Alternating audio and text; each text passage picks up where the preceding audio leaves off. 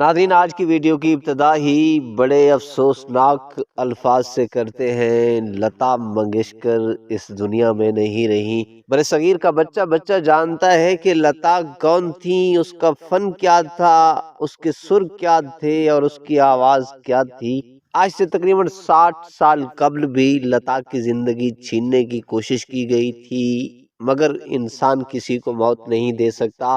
اور آج ہم آپ کو وہ واقعہ سناتے ہیں جب لتا کو زہر دیا گیا تھا۔ اس دن صبح سویرے ریاض کے لیے اٹھنے والی لتا منگیشکر کو غیر معمولی طور پر پیٹ میں درد محسوس ہوا۔ یہ تکلیف انہیں کئی دنوں سے ہو رہی تھی، جسے وہ مسلسل نظر انداز کرتی آ رہی تھی۔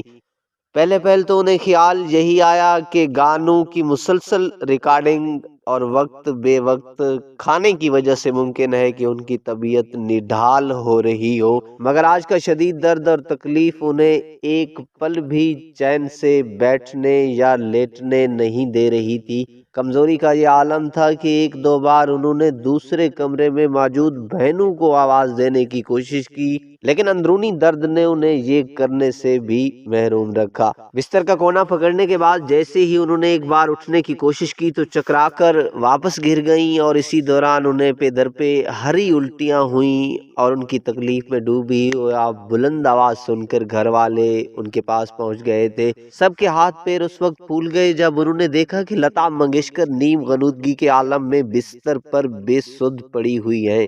ذکر ہو رہا ہے 1961 کا، جب بھارتی فلموں میں مدھر اور رسیلی آواز کی حامل لتا منگیشکر کی آواز کا جادو اپنے پورے عروج پر تھا۔ 32 برس کی لتا منگیشکر کو کامیابی اور کامرانی کی نئے مثالیں قائم کرنے میں مگن تھی۔ ہر موسیقار ان کے دلوں میں جترنگ بجنے والی آواز سے استفادہ کرتا۔ نغمہ نگاروں کی بھی خواہش ہوتی کہ لتا کی آواز میں ہی ان کی تخلیقات کو نئے روپ میں ڈھالا جائے۔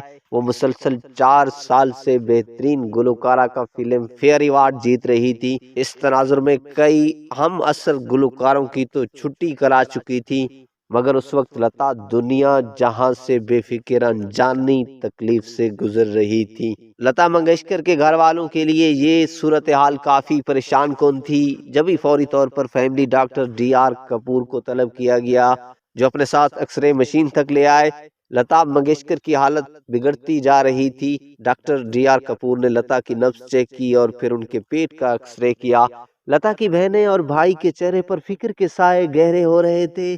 سب کی نگاہیں ڈاکٹر پر مرکوز تھیں، جن کے نکلے ہوئے الفاظ سننے کے بعد ایسا محسوس ہوا جیسے کمرے میں زوردار دھماکہ ہو گیا ہو۔ ڈاکٹر ڈی آر کپور نے ایکس رے اور لتا منگیشکر کو دیکھنے کے بعد بس یہی کہا کہ انہیں سلو پوائزن دیا جا رہا ہے۔ اس انکشاف کے بعد ہر کوئی سہم کر رہ گیا۔ لتا منگیشکر جو گہری نیند میں تھی، وہ ان سب باتوں سے لا علم تھی۔ ڈاکٹر کے مطابق یہ زہر لتا کو کھانے کے ذریعے دیا جا رہا تھا۔ یہ سن کر اوشا منگیشکر فوری طور پر باورچی خانے کی طرف بھاگی۔ تلاش کی کہ اس باورچی کی جو روز کھانا بناتا تھا، لیکن اس کا دور دور تک کوئی اتا پتہ نہیں تھا۔ فوری طور پر انہوں نے پکے پکائے کھانوں کو ضائع کرنا شروع کر دیا۔ ادھر ڈاکٹر ڈی آر کپور نے دیگر اہل خانہ کو بتا رہے تھے کہ خوش قسمتی سے لتا منگیشکر کو دیا جانے والا یہ زہر ابتدائی مراحل میں تھا، لیکن اس کے اثرات کو دور کرنے کے لیے لتا کا باقاعدہ علاج ہوگا، کیونکہ زہر نے ان کے معدے کو متاثر کیا ہے۔ ہر کسی کے چہرے پر ہوائیاں اڑ رہی تھیں۔ سوال بے شمار تھے جو ذہنوں میں کلبلا رہے تھے۔ آخر وہ کون تھا جو لتا منگیشکر سے اس قدر نفرت اور عداوت رکھتا ہے کہ انہیں دھیرے دھیرے موت کی آغوش میں پہنچانا چاہتا ہے؟ کون ہے جو اس کی مدھر اور کھنگتی آواز کو ہمیشہ کے لیے خاموش کرنے پر تلا ہوا ہے؟ مگر کوئی بھی ان کا جواب دینے کی پوزیشن میں نہیں تھا۔ اب اس صورتحال میں ڈاکٹر ڈی آر کپور کی نگرانی میں لتا منگیشکر کے علاج کا آغاز ہوا۔ باورچی خانے کی ذمہ داری اوشا منگیشکر نے سنبھالی۔ وہ باورچی جو کئی مہینوں سے منگیشکر خاندان سے جڑا ہوا تھا، وہ ایسے غائب ہوا جیسے گدھے کے سر سے سینگ۔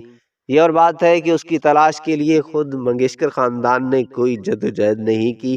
ان کا یہی کہنا ہے کہ ان کے پاس اس حوالے سے کوئی ثبوت نہیں ہے کہ زہر واقعی باورچی دے رہا تھا یا اور کوئی۔